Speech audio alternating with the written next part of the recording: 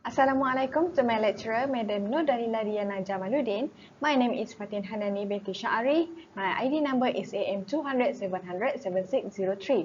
I am a student from KUPTM Kuala Lumpur, and today I want to explain about democratic leadership for my final assessment. So part 1 is about introduction leadership and democratic leadership. So what is leadership? Leadership is instill confidence in children and teach them how to resolve issues creatively and critically, play in group and work with others. So if children have leadership skill in their life, it will give them more benefit and the ability to think if something happen in their life later on. Next is about what is democratic leadership. The democratic leadership that we know is a type of leadership where all members of the group are involved in decision making. This leadership approach can be seen in various places, for example, in kindergarten, school, and even government organization.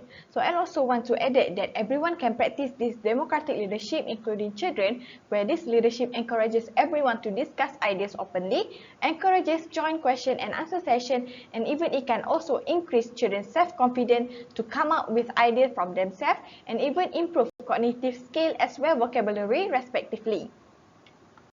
So for democratic example is in kindergarten, educator or children can also share views and exchange position in playing the role of democratic leaders who act as giving direction and control for every activity in the classroom. And even by adopting this leadership model, it can also promote equality, group and open exchange of ideas between children and educators. So what I can conclude, this democratic leadership is also one of the most effective form that can lead and teach children to increase productivity, greater involvement in groups, and increase motivation and commitment in children. So part 2 is about advantages democratic leadership. As an educator, something can be taught democratic leadership skills that are needed for children, so that this skill can be inculcated in them. So here are some advantages that you can help children to develop democratic leadership abilities in kindergarten. So the first one is about build self-confidence. Democratic leadership style lead to great self-confidence in children. So as an example, if we put a different leadership style such as autocratic, the children might not be able to share their point of view and ideas in the classroom because autocratic is a style of leadership where the leader has a full control over organization and the leader also receives only minimal feedback from other group members. So second is about gives children the opportunity to take leadership role. Leadership in early childhood education is about making the younger generation dare to lead, talk, share and interact with others. So democratic leadership style could give them opportunities for children to lead the classroom because in Malaysia, most schools promote children to be class representative which they could lead and have the skill of leadership in the future. So number 3 is about create problem-solving situation. Leadership in early childhood education could make children have the skill of thinking and can manage them to solve problems. For example, the educator can separate their students into a group and have a group leader for each group. Then, the educator can give a task where they must use their thinking skill and leadership to solve the problem.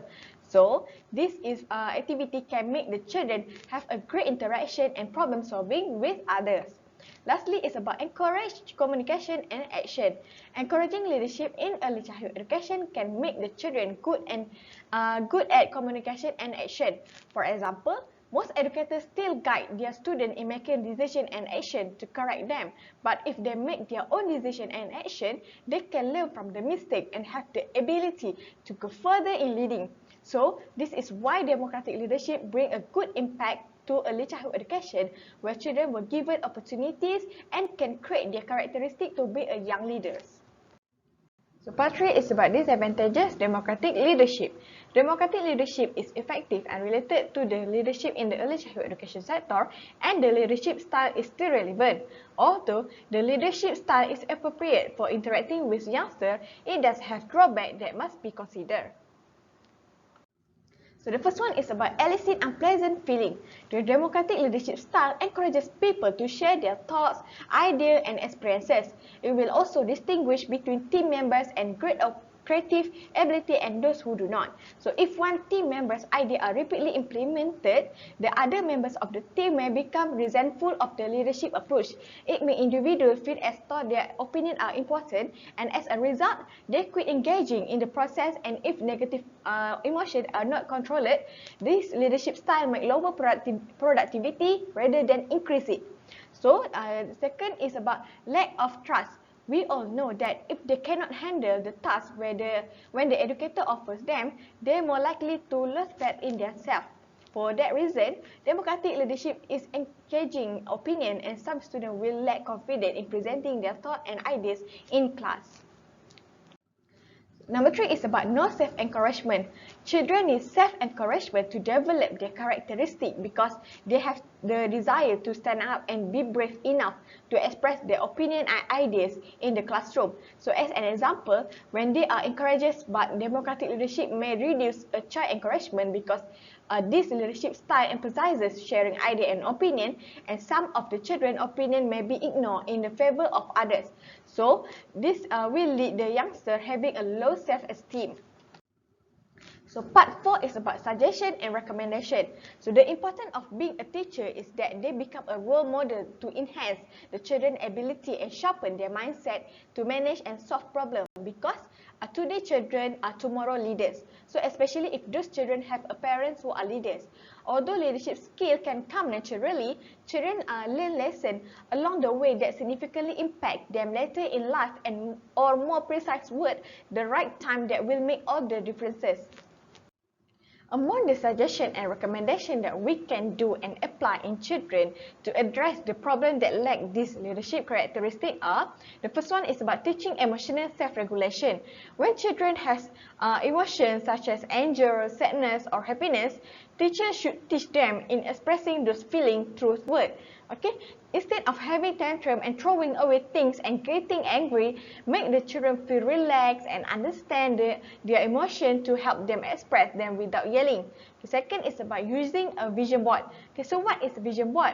Okay, vision board is something you create to remind yourself of your personal goal. So teaching based on a democratic leadership style could be effective if teachers use material to interact in the class.